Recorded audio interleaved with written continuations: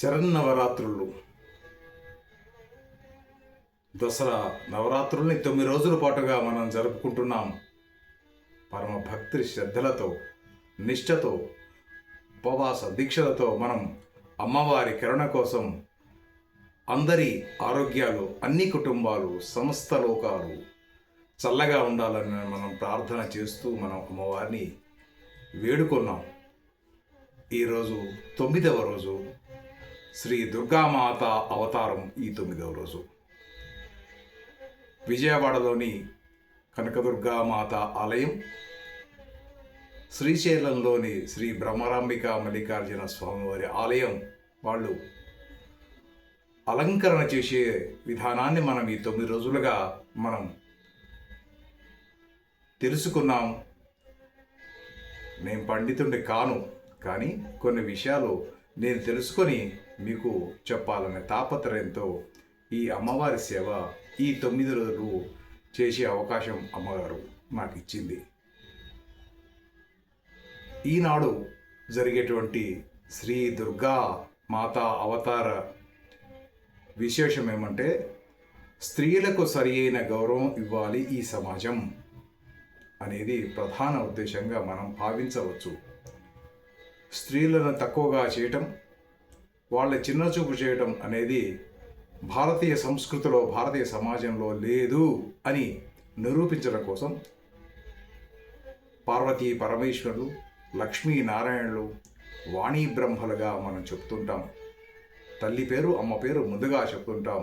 స్త్రీలకి గౌరవం ఇస్తూ ఉన్నత స్థాయిలో ఉంచేదే భారతీయ సంస్కృతి, భారతీయ సంప్రదాయం.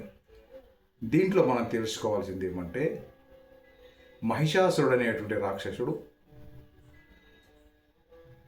తపస్సు చేసి తాను ఎవరితో చావు కోరుకోవటం లేదని, ఆఖరికి మహిళల గురించి కోరకుండా నాకు ఎవరితో మరణం అవసరం లేదు, మహిళలతో అవసరం లేదు, వాళ్ళు చాలా తేలికైన వ్యక్తులు కదా అని హేళనగా తేలిగ్గా మాట్లాడితే, అతను విశృంఖలంగా దేవతల్ని, భక్తుల్ని సంహరిస్తుంటే త్రిమూర్తుల అవతారంగా అమ్మవారు మారి దుర్గామాతగా అవతరించి, దుర్గామాత మనందరినీ కాపాడటం కోసం మహిషాసురుడిని సంహరించింది. అందుకనే మనమంతా దుర్గామాత శత్రు సంహారిణిగా, మనకున్న సర్వ కష్టాలని తొలగించేటువంటి దేవతగా, ఆదిశక్తిగా మనం భావిస్తాం. దుర్గమాత అంటే దుర్గమంగా, ఒక కోటలాగా మనకు కష్టాలు వచ్చినప్పుడు అమ్మ మనకి అండగా నిలబడుతుంది. దుర్గా దుర్గార్థమశ్యమని, దుర్గా పన్నివారిణి, దుర్గమచ్ఛేదిని, దుర్గమసాదిని, దుర్గనాశిని. ఓం దుర్గమా దుర్గమాలోక దుర్గమాత్మస్వరూపిణి దుర్గా. మాకు అండగా నిలబడు, మాకు ధైర్యంగా నిలబడు, దుర్గగా మా ఇళ్లలో నిలబడి మాకు ధైర్యాన్ని ఇవ్వు, మా సాహసానికి, మా విజయానికి తోడుగా ఉండు అని అమ్మవారిని ప్రార్థిస్తూ ఈ 9 రోజుల నవరాత్రి ఉత్సవాన్ని మనం వేడుకగా ముగిస్తాం. అమ్మవారికి కదంబాన్ని నైవేద్యంగా పెట్టి ఈ 9వ రోజు నాడు అమ్మవారిని మనం తిరిగి మా ఇంటికి రమ్మని ప్రార్థన చేస్తాం.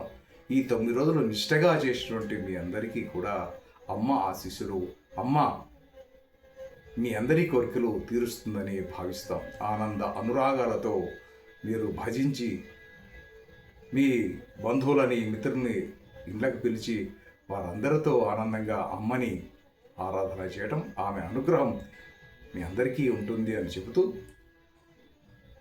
ఒక చిన్న చమత్కారమైనటువంటి పెద్దలు చెప్పిన మాటని మీకు చెప్తాను. ఒకనాడు సరస సంభాషణలో మహాశివుడు పార్వతీ అమ్మవారిని కాళీ అని పిలిచాడట. కాళీ అంటే నలుపు కదా. అమ్మవారికి కోపం వచ్చిందట. కానీ కాళీ అంటే ఈ నలుపు అనేది నారాయణుడు నలుపు, నారాయణ సోదరైనటువంటి పార్వతీదేవి నలుపు. కృష్ణుడు నలుపు, విష్ణువు నలుపు, ద్రౌపది నలుపు, ఆఖరికి అందానికి ప్రతిరూపమైనటువంటి మన్మధుడు కూడా నలుపే.